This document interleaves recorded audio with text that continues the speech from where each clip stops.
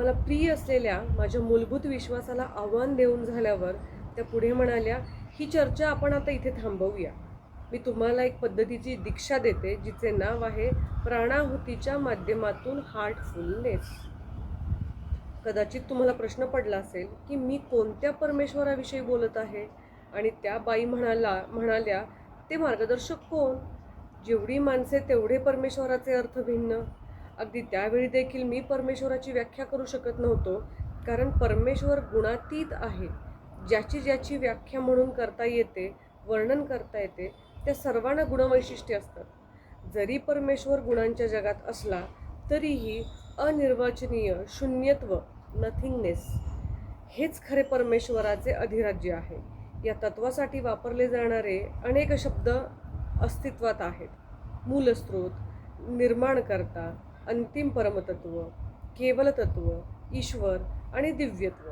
त्या ज्या मार्गदर्शकाबद्दल बोलल्या ते त्यांचे आध्यात्मिक मार्गदर्शक होते, जे स्वामी व गुरु म्हणून देखीलही ज्ञात होते. कोणत्याही विद्याशाखेचे चांगले शिक्षक ज्या प्रकारे त्याच्या विद्यार्थ्यांच्या सोबत राहून त्यांना मार्गदर्शन करतात, तद्वतच हे गुरु देखील त्यांच्या आध्यात्मिक शिष्यांना मार्गदर्शन करीत असत. प्राणाहुती नामक एक विशेष सारतत्वाच्या आधारे हे केले जाईल. या संपूर्ण पुस्तकामध्ये तुम्हाला वेळोवेळी हार्टफुलनेस परंपरेतील मार्गदर्शकांविषयी ऐकायला तसेच प्राणाहुतीविषयी जाणून घ्यावयास मिळेल. ध्यानाच्या पहिल्या सत्रामध्ये आलेला अनुभव हा माझ्या आतापर्यंतच्या आयुष्यातील सर्वात जास्त आश्चर्यचकित करणारा अनुभव होता. तो इतका गहन होता की हीच पद्धती माझ्यासाठी योग्य आहे हे त्यामुळे सिद्ध झाले. मी विचार केला, जर या प्रणालीचे प्रशिक्षक अशी प्राणाहुती संप्रेषित करू शकतात तर कल्पना करा की यांचे गुरु काय करू शकत असतील. त्यांचे नाव रामचंद्र असे होते आणि ते शहाजहापूरचे रहिवासी होते. आणि आता मला त्यांच्या भेटीची ओढ लागली होती, पण मला प्रतीक्षा करावी लागली. माझ्या महाविद्यालयाला सुट्टी लागल्यावर जवळपास 1 वर्षांनंतर म्हणजे सन 1977 मी त्यांना भेटू शकलो. मी जेव्हा शहाजहापूरला गेलो तेव्हा मला ते एक प्रेमळ, साधे, सच्चे, विनम्र व्यक्ती असल्याचे जाणवले. त्यांच्या पराकोटीच्या साधेपणाने मला विस्मयचकित केले. त्यांना पाहता क्षणीच एखाद्या व्यक्तीमध्ये इतके पवित्र आणि साधेपणा कसा काय असू शकतो याचे मला आश्चर्य वाटले. त्यांचे संपूर्ण अस्तित्वच प्रेमाचा वर्षाव करीत होते. मला त्यांच्यामधून वाहणारी प्राणाहुती सतत जाणवत होती. बहुतांश वेळा ते शांत असत, पण ते शांत असले तरी देखील एकही क्षण मरगळलेला आहे असे वाटत नसे. त्यांच्याशी एका प्रकारचे आंतरिक साहचर्य झाले होते आणि माझ्या अंतरंगातील त्यांची उपस्थिती जाणून घेण्यामध्ये मी सतत मग्न असे. माझ्या मार्गदर्शकासोबतच्या प्रवासाची ती सुरुवात होती. मग माझे भवितव्य ठरविणारी त्यांच्याबरोबर झालेली माझी भेट विधिलिखित होती का? प्रारब्धासंदर्भात एक मूलभूत प्रश्न नेहमीच पडतो. नेमके काय बदलणार आहे आणि काय बदलू शकते? केवळ नशीबच आपल्या जीवनावर सत्ता गाजविते की प्रारब्ध निवडण्याची मुक्त इच्छाशक्तीही आपल्याकडे असते? हजारो वर्षांपासून कर्म, ज्योतिषशास्त्र, परमेश्वर, नशीब आणि आपली मुक्त इच्छाशक्ती या सर्वांच्या आपल्या आयुष्यावर पडणाऱ्या प्रभावाविषयी अनंत ग्रंथ आणि मंतांतरे विद्यमान आहेत. काही जण नशिबावर विश्वास ठेवतात, तर काही मुक्त इच्छा आणि निवडीचं स्वातंत्र्य हा आपला जन्मसिद्ध हक्क आहे असे मानतात. बरेच जण या दोन्हीचा स्वीकार करतात. निव्वळ मुक्त इच्छा असे काही नसते, निव्वळ नशीब असेही काही नसते. या दोन्ही टोकाच्या दृष्टिकोनांच्या मध्ये जीवन जगायचे असते. हे अनुवंशशास्त्रासारखे जेनेटिक्स आहे. मानवी रंगसूत्राद्वारे जेनोम निर्धारित एक कायमस्वरूपी अनुवंशिक अनुबंध जेनेटिक पॅटर्न असतो. तसेच परिस्थितीनुसार बदलू शकणारा एक पश्चजात अनुवंशिक एपिजेनेट घटकही असतो. जेनेटिक पॅटर्न हा स्थायी असतो, पण आपल्या सभोवतालचे वातावरण, आपले विचार आणि आपल्या भावना या सर्व गोष्टी आपल्या जीन्सच्या क्रिया सुरू किंवा बंद करून त्यांच्या अभिव्यक्तीवरती परिणाम घडवीत असतात. प्रारब्धाप्रमाणेच अनुवंशशास्त्रही स्थायी आणि अस्थायी अशा दोन्ही प्रकारात असते. त्याशिवाय उत्क्रांती अशक्य आहे. प्रारब्धाबद्दल मी काय शिकलो आणि आपल्या जीवनातील नशीब आणि मुक्त इच्छा यांचे तुलनात्मक महत्त्व, आपल्या श्रद्धा कशा प्रकारे निर्धारित करतात हे मी या पुस्तकामध्ये विशद करणार आहे. त्याबरोबरच आपले प्रारब्ध घडवण्याकामी ज्यांचे सहाय्य होईल असे हार्टफुलनेस पद्धतीचे पैलू आणि जीवनशैलीत करावयाचे छोटे छोटे बदलही मी आपणास सांगणार आहे. आपण आज जे काही करतो त्याने आपले भविष्य ठरते. भूतकाळात आपण जे काही केले त्याने आधीच आपला वर्तमान काळ निर्धारित केला आहे. अशा प्रकारे आपण आपल्या प्रारब्धाची रचना करीत असतो. आपल्यापैकी प्रत्येकाचे अस्तित्व हे स्थलकालाच्या मितीमध्ये मर्यादित असते आणि आपल्या ऊर्जा क्षेत्रामध्ये ठशांची निर्मिती करीत आपण सतत त्या मितींमध्ये आपली विशिष्ट छाप उमटवित असतो व त्याद्वारे खास स्वतःची अशी एक वेगळी शैली, वेगळे व्यक्तिमत्व, परस्पर संबंधित गुणवैशिष्ट्यांच्या संचाने निर्धारित केलेला एक विशिष्ट स्वभाव किंवा आपल्या भविष्यातील कर्मांसाठी एक चाकोरी निर्माण करीत असते, आपलं ब्ल्यूप्रिंट निर्माण करीत असते. फक्त हे ठसे जर आपण काढून टाकू शकलो, ही पाटी पुसून कोरी करू शकलो, तर आपल्या मर्यादा दूर सारून व भविष्यातील प्रारब्धाच्या संभावनांचा विस्तार करून भविष्यातील आपल्या कर्मांचा आधार असणारी आपली चाकोरीही आपल्याला नाहीशी करता येऊ शकेल. आनंदाची गोष्ट म्हणजे आपले ऊर्जा क्षेत्र साफ करण्यासाठी आणि आपल्या व्यक्तिमत्वात व कर्मामध्ये रूपांतर घडवून आणण्यासाठी ते ठसे सहजरीतीने काढून टाकता येऊ शकतात. हे कसे करायचे आणि ठसे काढून टाकल्याने आपले आयुष्य कसे संपूर्णपणे बदलू शकते याचा आपण या संपूर्ण पुस्तकात शोध घेणार आहोत. प्रारब्धाची व्याख्या. प्रारब्धाच्या या विषयाकडे अतिशय व्यावहारिक दृष्टिकोनातून पाहणे शक्य करणारी काही मूलभूत तत्वे आहेत. प्रारब्धाचे सर्वप्रथम तत्व हे आहे की आपण प्रारब्ध केवळ वर्तमान काळातच बदलू शकतो.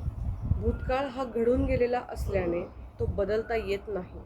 भूतकाळाला चिकटून बसणे योग्य नाही, कारण त्यामुळे आपली बहुमूल्य ऊर्जा वाया जाते. खास करून तेव्हा जेव्हा भूतकाळात निर्माण झालेल्या ठशांमुळे तयार झालेली चाकोरी नष्ट करण्याच्या हेतूने जेव्हा आपण ते ठसे काढून टाकावयास शिकू.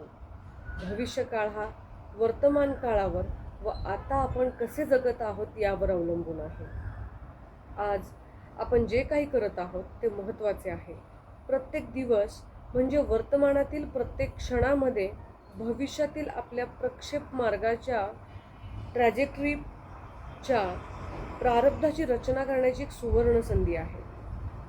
प्रारब्धाचे दुसरे तत्व म्हणजे आपल्या दैनंदिन विचारातून, आपल्या इच्छांमधून, आपल्याला वाटणाऱ्या आकर्षणांमधून, आपल्याला वाटणाऱ्या तिटकाऱ्यातून, आपल्या आवडीनिवडींमधून आपल्या प्रारब्धाची निर्मिती करत असतो.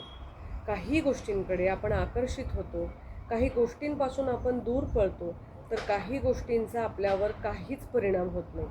जणू काही त्या गोष्टी तटस्थ आहेत. ही गोष्ट तुमच्या कधी लक्षात आली आहे का? ज्या विशिष्ट गोष्टी आपल्याला आवडतात त्यांना आपण आपल्या ऊर्जा क्षेत्राकडे, एनर्जी फील्ड आकर्षित करतो. जेव्हा आपल्याला काही गोष्टी विशिष्ट आवडत नाहीत तेव्हा आपल्याला असे वाटते की आपण त्यांना आपल्यापासून दूर सारत आहोत, पण प्रत्यक्षात आपल्या आवडी इतकंच दृढपणे त्या आपल्यावर परिणाम करीत असतात. आपण त्यांना सकारात्मकपणाऐवजी नकारात्मकपणे आपल्याशी बांधून घेतो इतकेच.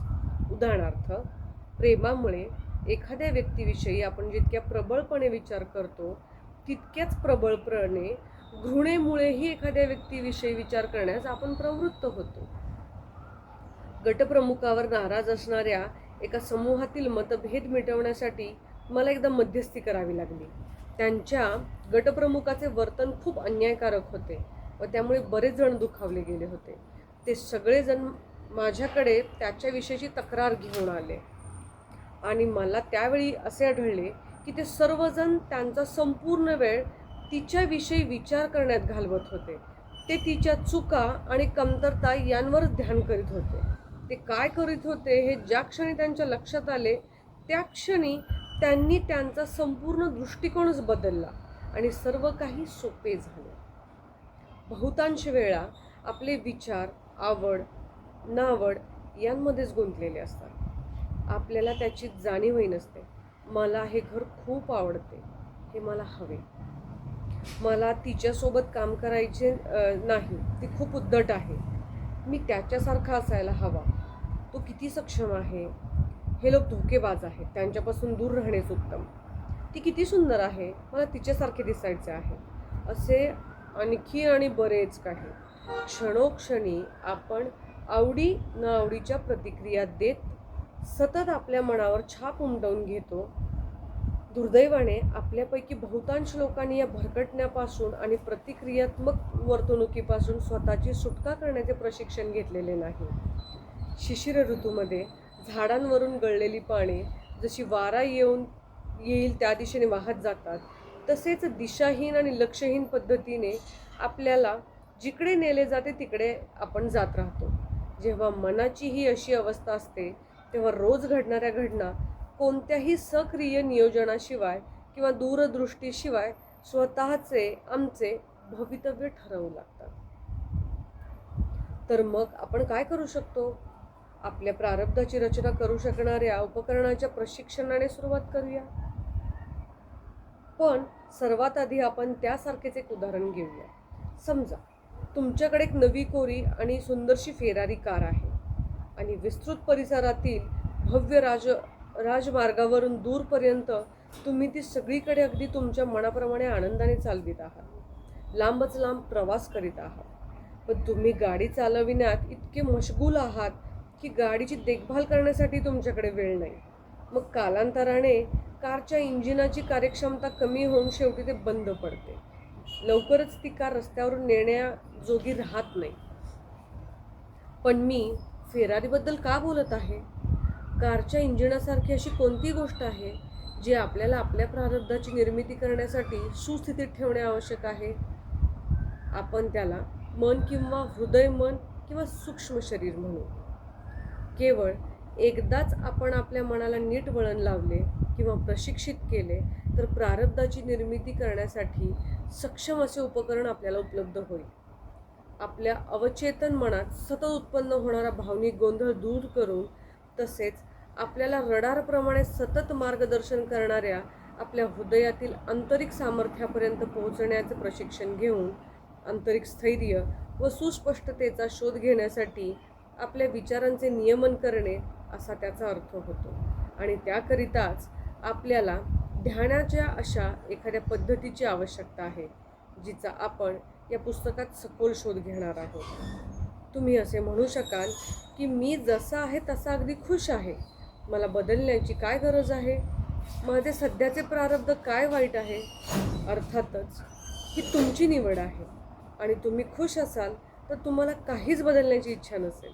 पण खरेच तुम्ही पूर्णपणे खुश आहात का याबद्दल विचार करा. जर तुम्ही तुमच्या आजूबाजूला आणि स्वतःमध्ये डोकावून पाहिले तर तुम्हाला लक्षात येईल की सामान्यतः आपला आनंद बाह्य वस्तूंवर किंवा बाह्य परिस्थितींवर अवलंबून असतो.